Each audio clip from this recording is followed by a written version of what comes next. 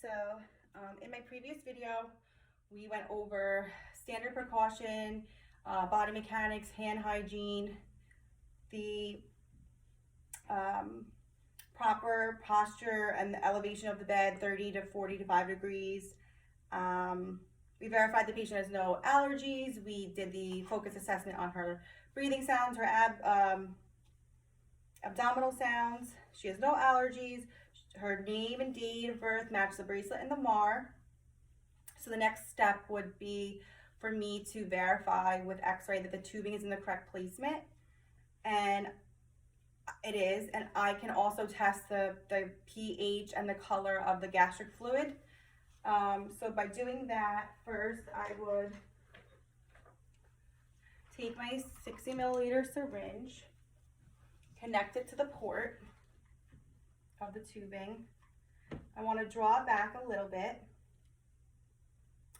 I just want to get a little bit of the fluid. I can already tell by the color, it's green, that there's no residual from the previous feeding. I'm going to recap the tubing and put my gastric fluid content in my cup. I'm going to test the pH level with strips, and once I see the number, that the pH number, by the pH number and the agency policy and the color of the fluid, I can confidently say that I believe the tubing is in the GI tract and not the respiratory tract. That's super important because we never want the patient to aspirate and the fluid goes into the lungs and then they can have aspirative pneumonia. So I'm gonna continue ahead and go on with the feeding. I'm gonna start with the open syringe. I'm going to take my 60 ml syringe. I'm going to prepare it with the patient's name, room number, date, initials, and I'm going to remove the plunger from the syringe, clamp and pinch off the feeding tube, and attach the syringe to the open end of the tubing.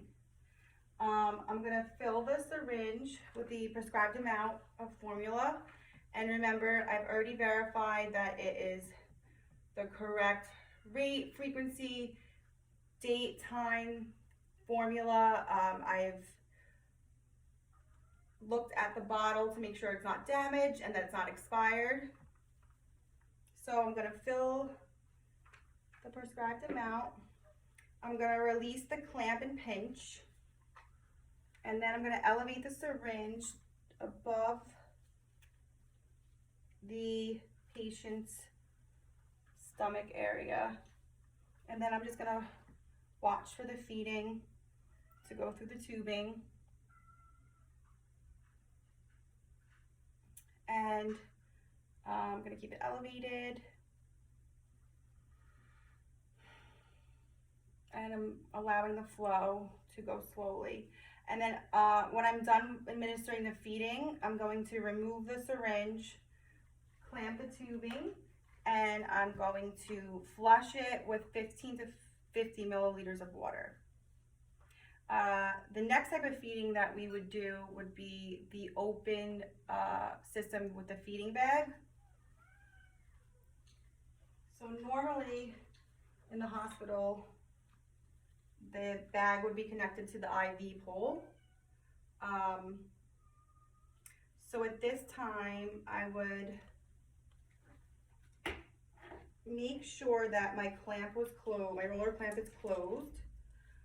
I'm going to administer the prescribed amount of formula. Again, everything is correct with the rate, the date, the time, the frequency, the formula. There's no damage, it's not expired, the consistency has been shaken through.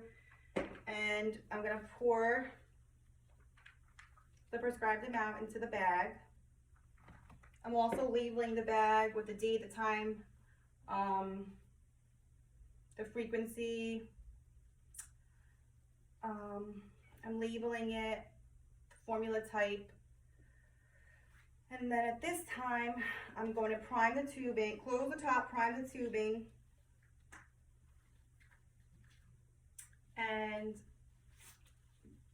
By doing so, I'm going to open the roller clamp, watch the formula make its way down the tubing. I'm then going to close it off again, connect it to the infusion pump, and then I'm going to set the pump rate and press start. When the feeding is finished, I would close the clamp, turn off the pump, and then at this time, I'm going to want to flush the tubing with 15 to 50 milliliters of water.